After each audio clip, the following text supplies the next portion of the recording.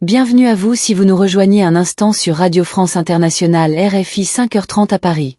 Vincent Dublanc et 3h30 en temps universel. Cette Afrique Matin, une demi-heure largement consacrée à l'actualité du continent. On commence bien sûr par le journal. On va ouvrir cette édition au Soudan. On va faire un point sur cette guerre entre généraux qui dure depuis plus de ans et qui est toujours aussi sanglante. La banlieue d'El H. Darfour a de nouveau été visé par les fessées arrière. La situation inquiète aussi dans la capitale où les derniers hôpitaux sont sans eau ni électricité, tandis que dans le sud du pays c'est l'armée qui est accusée d'exactions contre les civils. L'opposant kenyan Martha Karua expulsée hier de Tanzanie, elle venait assister au procès de l'opposant local Tudusli Souale. Bongo pourrait aller au Maroc ou au Royaume-Uni. L'Angola pourrait donc ne pas être la destination finale de l'ancien président gabonais, de sa femme et de son fils qui ont quitté leur pays vendredi. Les plans fin de journal. On va manger des insectes à Abidjan, puis on garde notre regard d'enfant pour visiter la fondation d'art contemporain H à Antananarivo, Madagascar. Pas de répit pour les civils au Soudan. La guerre continue de faire rage en plusieurs endroits du pays. Une guerre au sol alors que les camps du général Bourrin et de son rival un métis tentent chacun de consolider leur position. Une guerre par les airs. Les paramilitaires des faiseurs de type poursuivant leur stratégie d'attaque sur les infrastructures vitales du pays à Khartoum, dormant un apport Soudan, mais aussi leur stratégie de terreur vis-à-vis d'El Fasher au Darfour. Magali Lagrange nous explique tout cela. Commençons par la dernière frappante d'Atsel qui a visé IRM Magali le camp de déplacés d'Abou Faucon, périphérie d'El Fasher. C'est ce que rapporte en tout cas une organisation locale de Coristom. Les bombardements ont touché le marché du camp d'Abouzouk selon la cellule d'urgence ainsi que d'autres parties à l'intérieur dont des mosquées et des habitations à proximité d'infrastructures publiques. Ce camp de déplacés abrite plusieurs dizaines de milliers de personnes. Il est situé en périphérie d'El Fasher, la capitale du Darfour Nord, assiégée par les parents militaires. Les forces de soutien rapide de Mohamed Abdel Daglo, à qui sont imputés les bombardements d'hier à Wonder Woman. Ce sont les difficultés de fonctionnement que connaissent de hôpitaux qui inquiètent Médecins sans frontières. Tire la sonnette d'alarme. Les frappes de drones sur Khartoum cette semaine qui ont visé des centrales électriques ont provoqué une panne. Conséquence. Les deux hôpitaux sont désormais privés d'électricité, d'oxygène et d'eau. Émet cette alerte sur un risque accru de choléra. De son côté, le groupe de surveillance Emertens, Silogés, qui documente les exactions commises par les deux camps, a fait état hier de 18 civils tués la semaine dernière dans une attaque contre un village du corps de fond sud-offensif que de gros Oups attribue à l'armée et qui s'est accompagné, précise-t-il, de pillages et d'arrestations arbitraires. Un bilan toujours incertain en Somalie. Au moins 10 morts, disent des témoins à l'agence de presse Reuters. Le ministère égyptien des Affaires étrangères parle lui de dizaines de morts et de blessés. Les djihadistes Chebab évoquent quant à eux 30 morts et 50 blessés. Ce sont effectivement eux qui revendiquent cette attaque hier devant un camp militaire de Mogadiscio. Attaque où des candidats, le camp militaire où des candidats faisaient la queue pour son rôle dans l'armée somalienne. RFI, merci de nous écouter. Bon réveil sur le 89.9 FM à Nairobi, la capitale kenyane où est vite revenue hier Martha Karua. Retour aller-retour express. Mais indépendant de sa volonté pour l'opposant politique kenyan, celle qui est aussi avocate comptait assister à une audience dans le procès d'un autre opposant en Tanzanie, Tudusli, où elle devait y assister en tant qu'observatrice en compagnie d'une consoeur et d'une défense des droits humains également kenyane, sauf qu'à peine arrivées à Dar es Salaam, elles ont été expulsées à Alpes. Bon tiroir était hier à leur descente d'avion à Nairobi. Tout juste descendue de l'avion, Martha Karua a pris la parole devant la presse à l'aéroport international de Nairobi hier. Elle a accusé les autorités indiennes de chercher, je cite, à détourner la loi pour emprisonner le principal opposant. Lee soit été arrêté début avril après avoir organisé un meeting politique pour demander une refonte du dispositif législatif qui encadre les élections à quelques mois des présidentielles et législatives prévues en octobre prochain. Karua, avocate, voulait assister à sa comparution devant la justice selon la licence à Tounoulé, où a été arrêté parce qu'il a lancé un appel pas de réforme, pas d'élection. Quelle loi a-t-il transit graissé en demandant à ce qu'il y ait des réformes en Tanzanie, et s'il a bien enfreint la loi, pourquoi est-ce que les autorités craignent que des observateurs assistent au procès et s'assurent qu'il soit libre et équitable? J'en appelle au gouvernement tanzanien et à Samia, souligne, abandonner les charges retenues contre Tudusli. Cessez de courir après des chimères, s'annonce la coalition tanzanienne des défenseurs des droits humains. S'est dit choqué et bouleversé par la détention des 3 Kenyans. Le secrétaire général de Chadema, le parti de Tondolis, a lui aussi condamné leur arrestation. S'adressant à la présidente tanzanien, il a écrit sur le réseau social X, je cite, la solution pour éviter l'embarras d'un faux procès de trahison n'est pas d'empêcher l'entrée d'avocats étrangers mais bien d'abandonner l'affaire Alvin à Nairobi. Récit, on vous en parlait il y a 10 jours. Ce pasteur tel évangéliste nigérian en passe d'être expulsé d'Afrique du Sud. Timothy Omoto a été hier. Il ne peut pas retourner dans le pays pendant 5 ans. Le problème c'est que Timothy Omoto devrait être tout prochainement en Afrique du Sud à nouveau sous le coup d'une enquête pour viol et pour trafic d'êtres humains notamment. La justice sud-africaine fait acquitter mais le parquet a promis de faire appel. L'affaire en moto suscite une énorme polémique dans le pays. Une audience judiciaire en République centrafricaine ce lundi, première comparution publique du journaliste Landry Ulrich van Gogh Pellet, le directeur de publication du quotidien de Bangui, est en détention depuis le 8 mai accusé d'incitation à la haine contre le gouvernement et de diffusion d'informations tendant à causer des troubles à l'ordre public, mais selon Reporters sans frontières la procédure est arbitraire puisqu'il est inculpé sur la base du code pénal. Écoutez les explications de Sadi Boum. Marron de RSF. Les autorités judiciaires cherchent à créer une qualification ne sied pas avec l'objet de son arrestation, en quelque sorte de l'utilisation du code pénal de manière abusive, alors que la République centrafricaine une législation sur les délits de presse qui ne plus avoir plus de peine privative de liberté. Landry Gamin-Goblet n'aurait jamais dû être placé sous mandat de dépôt, et la deuxième chose que Promo était plus judicieux de connaître fondamentalement les raisons de l'arrestation de ce jour laisse-là, puisqu'elle a été arrêtée sa main baba des communes. Il a été également retenu comme à quelques jours sans même connaître la raison exacte, et tout cela sur la base 10 ans de ce code. Un lac et comment les plus sévères vous indiquent finalement qu'il était détenu à raison de l'exercice de sa profession, et comme nous sommes en face d'une procédure où que depuis le début les autorités judiciaires babaient avant instance à des mots. Marron de Reporters sans frontières. 72 heures plus tard au Gabon, toujours beaucoup de questions, des points d'interrogation sur l'exfiltration de la famille Bongo Ali. L'ancien président renversé, sa femme Sylvia et leur fils Noureddine, tous trois sont arrivés à Luanda dans la nuit de jeudi à vendredi. L'Angola est la destination finale. Quel rôle a joué le président?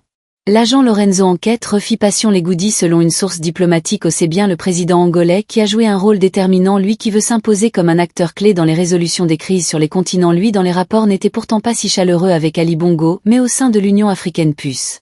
Or, chef d'État demandait la libération des Sylvia et Noureddine Bongo, condition posée par Ali Bongo pour quitter le pays. Ali Bongo restera-t-il en Angola? Pour l'heure, aucune certitude. Le choix des lois Honda aurait été dicté par l'urgence de quitter le Gabon. Selon plusieurs proches de la famille, la capitale anglaise n'est pour l'heure qu'une étape comme décès.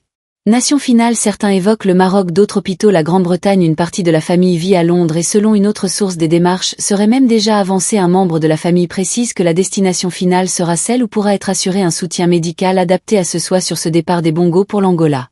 On attend vos réactions de rappel sur l'actualité tout à l'heure. 9h distant universel, 8h10 de Libreville. Autre dossier sur lequel Elfi vous propose une fin, un éclairage ce matin, et RDC avec la commission sénatoriale chargée de se pencher sur la demande de levée d'immunité de Joseph Kabila. Le travail a débuté samedi pour les 40 membres de cette commission, dont un seul membre de l'opposition politique au président.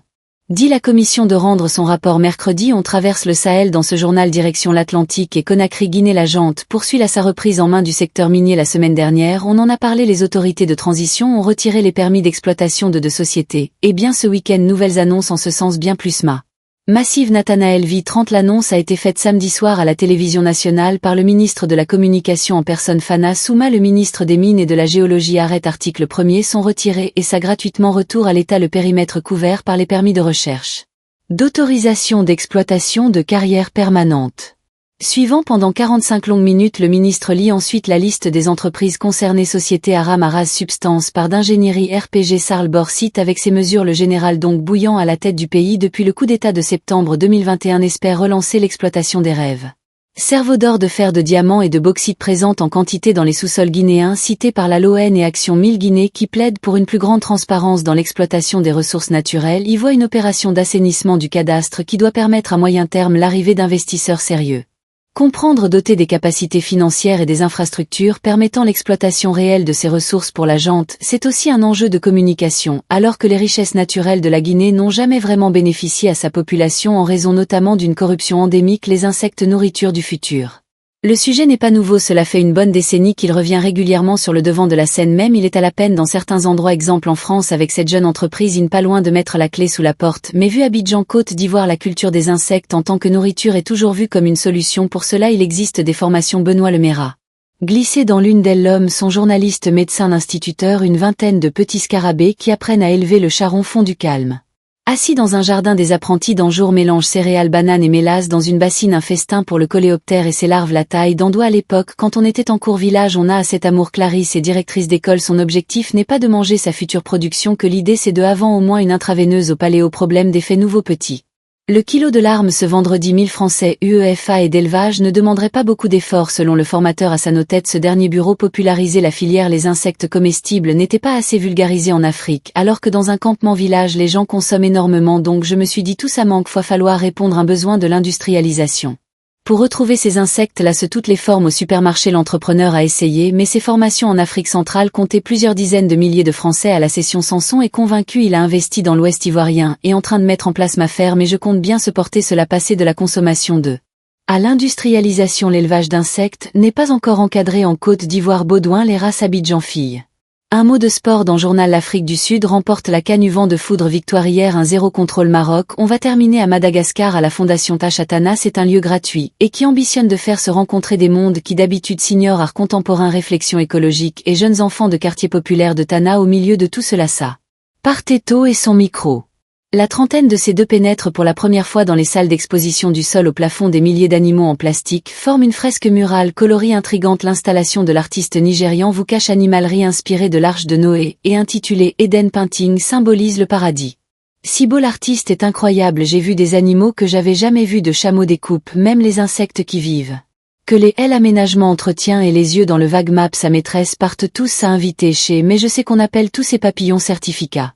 Un paradis en danger, mais les sépare les consommations de masse et le plastique. Pitié Bénard sont la médiatrice culturelle et là pour donner aux enfants les clés de lecture de l'œuvre dans sa globalité. Mon travail, c'est de transmettre le message de l'artiste. Le plus gros enjeu, je trouve, c'est d'arriver à rendre le sujet beaucoup plus accessible aux enfants pour qu'il y ait un dialogue s'instaure. Une caille parle beaucoup des enjeux écologiques de colonisation, sont pas des sujets qui sont très abordés, que ça soit à l'école ou dans leur quotidien, donc on en parle. Est aussi une manière de délier les langues pour amorcer la réflexion, un lieu qui permet de se questionner, de voyager entre soi et le monde. L'an dernier, la Fondation H a accueilli près de 4000 enfants défavorisés faire un tuto. Antananarivo est riche et attendant, il est 6h44.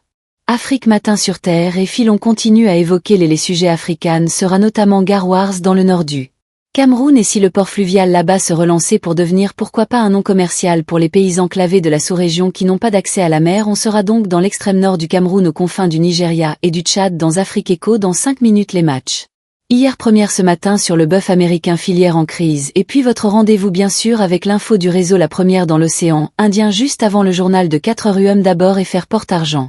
Comment concilier tourisme et vie quotidienne des habitants? Question épineuse dans pas mal d'endroits de notre planète, de Nocibé à Mada à l'île française de Corse. On pourrait aussi parler des îles Canaries espagnoles. Mou d'ailleurs, il est une manifestation hier pour exiger des mesures de protection face au tourisme de masse. Les Canaries ont une limite, disaient les pancartes brandies à Tenerife. Les habitants du quartier de Bocap en Afrique du Sud disent peu ou prou la même chose et c'est avec notre correspondante là-bas que je vous propose de parcourir ces rues. Nous sommes donc dans la ville du Cap, une ville où chaque touriste doit avoir sa photo de Robben Island avec la cellule de Nelson Mandela, si possible la taille Belmont One bien sûr, et puis les jolies maisons colorées de ce quartier de Bocap, quartier où depuis des années les locaux se battent pour conserver leur vie paisible et ils viennent donc une bataille. Joséphine Kouchner. Les bus touristiques ne pourront plus y circuler. Reportage en ruelle pavée à flanc de colline. Le quartier de Boka au-dessus du Cap en africaine a des allures de vie.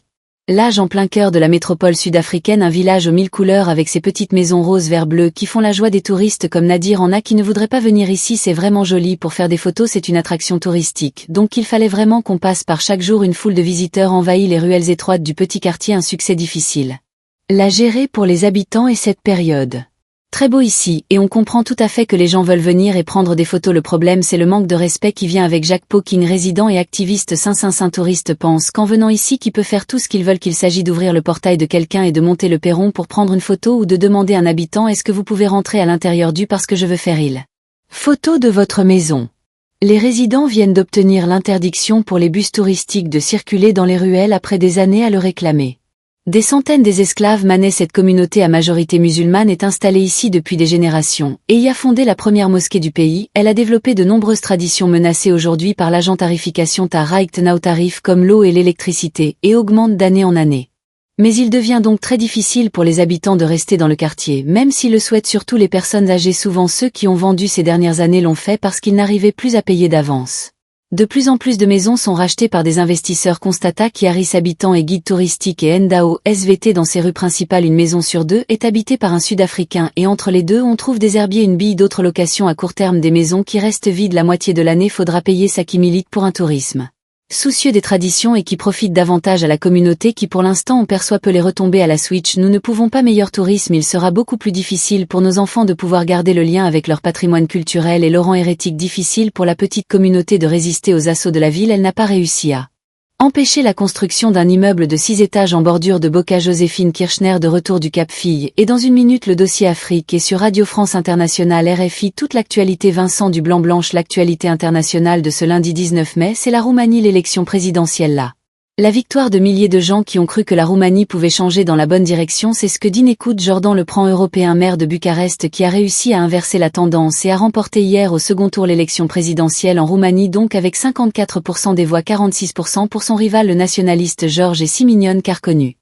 Et terrifiant édition spéciale en direct de Bucarest de nos studios et Refi Romagna à 6h ton univers salon y parlera aussi dans cette édition spéciale de la Pologne premier tour, là aussi de l'élection présidentielle marquée par une montée de l'extrême droite hier au second tour. Dans 2 semaines le maire de Varsovie projet européen affrontera un historien nationaliste. Le gouvernement israélien dit autoriser l'entrée d'une quantité de bases de nourriture à Gaza. Quelques heures plus tôt, l'armée israélienne avait annoncé avoir lancé une nouvelle opération terrestre dans le nord et dans le sud du territoire palestinien enclavé. Assiégés, les civils gazaouis sont dans l'angoisse, ils témoignent dans le journal de 4h temps universel dans une danse. Dizaines de minutes sur Fier, puis Donald Trump et Vladimir Poutine doivent s'entretenir aujourd'hui au téléphone après l'échec des pourparlers entre la Russie et l'Ukraine en fin de semaine dernière. Donald Trump, qui par ailleurs se dit attristé par l'annonce des services de son prédécesseur Joe Biden diagnostiqué l'ancien président d'une femme agressive de cancer de la prostate. Afrique Économie de retour après la pause du week-end et on reprend là où on s'est quitté ce vendredi dans l'extrême nord du Cameroun à Garmois. Nous vous avons présenté il y a 2 jours cette coopérative yaourtière. Ce matin, on ouvre la focale, on évoque un sujet plus large, celui du commerce sous-régional, car oui, Garrois. On pourrait être une des plateformes de ce commerce avec son port fluvial sur la rivière Benoué, sauf que les infrastructures sont anciennes. Le port a été fondé en 1935, il y a bien un projet de réhabilitation lancé par le président Paul Biya voilà 4 ans, mais il peine à avancer comme a pu s'en rendre compte sur place Charlotte Say. Sur le quai, des manutentionnaires déchargent d'énormes sacs de graines de coton de plus de 60 kg et les empilent sur une pirogue à moteur à la Dissa, et le commerçant à l'origine de cette cargaison. C'est plus avantageux par voie fluviale, je peux transporter de plus grosses quantités, et en matière de sécurité c'est mieux par la route, il y a beaucoup de tracasseries, n'est pas aussi fluide Alon le problème. Des exportateurs fait figure d'exception en cette fin de saison sèche. Abba Sibn et le régisseur du port fluvial de Garde voir le volcan ensemble en activité. C'est pas tous les je suis fou en saison sèche parce que ça fait pratiquement 3 semaines de non d'activité en saison sèche. Le pour Harry quasiment pour mes loisirs manque, mais là. Activité est vraiment au ralenti, les infrastructures du port sont vétustes, aucune grue ou équipement pour le déchargement. Le régisseur espère beaucoup des projets qui entourent la réhabilitation du port, c'est notre espoir et que si et seulement si c'est. Ce projet de réhabilitation a eu lieu vraiment, ça sera un bienfait. Le droit de douane. Le droit des tout ce que cela comporte, ça doit repousser d'avoir les recettes de la ville et de l'État camerounais aussi, et pourquoi pas ça doit aussi faire en sorte que nos businessmen, leurs activités doivent être vraiment très fluides. Sport seulement les businessmen du Cameroun, du Nigeria, du théâtre et aussi de la Centrafrique en saison des pluies. Le nord camerounais majoritairement approvisionné grâce au Nigeria voisin. Ce qui vient du Nigeria en a les denrées alimentaires, c'est-à-dire les cartes des débuts, puis les jus et les consorts et aussi les produits locaux. Construction, les carreaux, le ciment, tout sans le Nigeria. À dire vrai, le Nord Cameroun n'existerait pas. La réhabilitation du port est également vivement souhaitée par la communauté urbaine qui est en charge de sa gestion. Nevunatsu, deuxième adjoint au maire de la ville de Gap, voir votre drague, nos pauvres gars.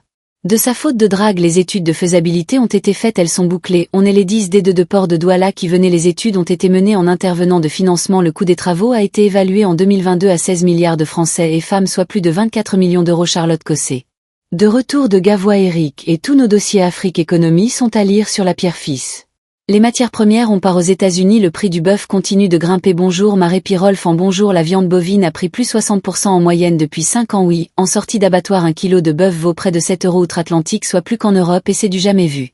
Vu dans la nation du barbecue et du hamburger, les prix du bœuf ont traditionnellement toujours été plus bas qu'ailleurs. Aujourd'hui, il n'y a plus assez de bêtes pour répondre à la consommation nationale. On est passé en 50 ans d'un cheptel 240 millions de têtes à 90 millions aujourd'hui. La principale explication, c'est la sécheresse. Le réchauffement a touché les hommes traditionnels d'élevage, notamment celle des Rocheuses, là où naissent les veaux avant d'être transférés dans les régions agricoles où ils sont en Grèce, et toute la filière américaine. Marie-Pierre, partie de cette situation. Oui, les premiers touchés sont évidemment les consommateurs. Il faut aujourd'hui être vraiment accro pour continuer à manger du neuf à prix d'or. L'industrie n'est pas moins concernée. Les parcs d'engraissement ne sont pas assez remplis et deviennent moins rentables. Les engraisseront beau produire des animaux plus lourds, comme le prix d'achat des jeunes bêtes et de l'alimentation des a augmenté leur marge, peine à être bénéficiaire. La baisse du cheptel pèse aussi sur la balance commerciale. Le pays a moins de viande à vendre et peine à rester compétitif. Le bœuf brésilien est aujourd'hui moitié moins cher. Si compliqué, traumatique, la question c'est vraiment qui font qu'on prenne ce problème à bras le corps, en prenne en charge. Marie était au microdate Géa Haro de Réunion. La première est ce projet d'enfouissement Sainte-Marie, les 5 mariés envoûtés dimanche. Référendum d'initiative locale, oui ou non plus. Le centre d'enfouissement soit construit dans leur commune Ophélie Maraval de Réunion. La première, c'est un vote finalement assez classique semblable à celui des municipales ou des présidentielles. Il faut être inscrit sur les listes et présenter une pièce d'identité, prendre ensuite un bulletin pour et un bulletin contre puis passer à l'isoloir. La seule contrainte finalement aujourd'hui, c'est qu'il n'y a que 5 bureaux. Vote contre 38 en temps normal, alors il faut se déplacer plus loin. Pour certains à 11 heures, le taux de participation a s'élevé à 3,13% sur la commune, un chiffre assez faible, et pourtant ils étaient nombreux à se rendre à la mairie de Sainte-Marie pour exprimer leur opinion. Beaucoup d'habitants sont contre ce projet, ils craignent des désagréments comme les odeurs ou encore des sols pollués. Et parmi les votants, il y en a qui habitaient d'ailleurs repris de Sainte-Suzanne ou à Sainte-Suzanne, ont déménagé à cause du centre d'enfouissement et se retrouvent à nouveau dans cette situation. Les habitants que j'ai pu interroger ont conscience de la nécessité de la création d'un centre d'enfouissement, mais ils refusent que ce soit chez eux. Ils estiment qu'ils n'ont pas à gérer les déchets des autres communes. Mais il y a aussi ceux qu'on a croisés qui ne voteront pas car certains ne croient pas que ce vote aura un impact, mais il est aussi ceux qui n'étaient tout simplement pas au courant qu'il y avait un référendum Ophélie Maraval. Et puis hier il y a eu la 5e marche de visibilité et LGBT qui a plu toujours à la Réunion et près de 500 personnes ont défilé dans les rues de Saint-Denis cette année. Les oscillations misées sur l'interaction entre les différentes communautés. Éligibilité DQ, il y a plus de l'océan Indien, le micro-trottoir de Geia au défilé laitière. Qui plus c'est très important, la visibilité. Discriminée. Jamais encore un peu d'hommes. Sensibilisés. C'est vraiment, il y a une super ambiance, hyper ouvert est. Un développement tendresse. Les personnes qui participent à la lutte, le soutien à toutes les communautés avec du monde entier hyper important en ce moment. Nous on est là, on est présent tu réunionnais, mais j'ai fait la preuve à que le bœuf américain. Les États-Unis arrivent encore à exporter les morceaux haut de gamme au Japon et en Corée du Sud notamment. C'est plus compliqué pour les morceaux de seconde catégorie sur lesquels la concurrence est plus rude et ce n'est pas fini. La filière bovine américaine pourrait souffrir encore davantage si les relations commerciales avec le Canada et le Mexique devaient à nouveau se tendre. Marie-Pierre oui, se fâcher avec le Canada est effectivement totalement contre-productif pour le secteur. Les États-Unis aspirent 80% de la production canadienne. Ils achètent aussi bien la viande que des animaux vivants. En gros, c'est le Canada qui permet de faire tourner aujourd'hui les abattoirs américains. Le Mexique est lui devenu depuis quelques années un fournisseur de veaux à engraisser. En début d'année, les États-Unis ont beaucoup moins porté de bêtes mexicaines pour des questions sanitaires, mais la mesure est progressivement en train d'être levée. Les besoins d'alimenter le marché américain sont trop grands. Non, Marie-Pierre Roll font les matières premières du lundi au vendredi soir. 5 minutes journal international, on retrouve nos confrères du réseau La Première dans l'océan Indien. Les autorités sanitaires réunionnaises retirent de la vente à contraceptifs. Bonjour Alex Léveillé, madame, monsieur, bonjour. À la Réunion, le contraceptif a fait plusieurs victimes. Il serait une 50aine retirés du marché. Il fait l'objet de nombreuses actions en justice. Samedi à Saint-Paul, un temps d'échange est organisé par l'association Résiste France. L'occasion pour Marie de rencontrer d'autres femmes dans la même situation. Document y tient l'année. Ensuite, en effet, cet article à qui parlait des effets en mer. Agité un petit. J'avais ces mêmes effets, notamment des douleurs irradiées dans le bassin, dans les gens un peu comme dit. Mais bon, je suis pour régler. Ça fait très longtemps, une sale page, une énorme dans le vent qu'il a fallu opérer en urgence.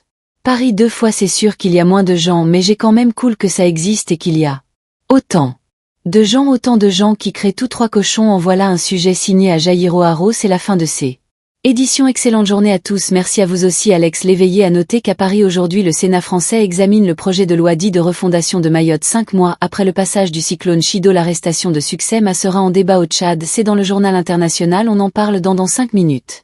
Dans 30 minutes, prochaine édition africaine, on vous dit tous les coulisses du travail de la commission sénatoriale sur la levée de l'immunité de Joseph Kabila, à des difficultés du Burundi, aussi accueillir les réfugiés congolais. L'UNICEF est avec nous et puis toujours sur notre application RFI. Quel rôle jouent vraiment les minerais dans les conflits dans l'est de la RDC? Dans 30 secondes, Jeanne Bartoli pour Info International. Bonjour. Cette fois gommée, veuve après 20 mois en résidence surveillée à Libreville, Ali Bongo, est désormais en Angola avec son époux Sylvia et son fils cadet Noureddine, tous deux poursuivis par la justice gabonaise. Que vous inspire sa libération? Quel avenir judiciaire pour la famille Bongo? Appel sur l'actualité.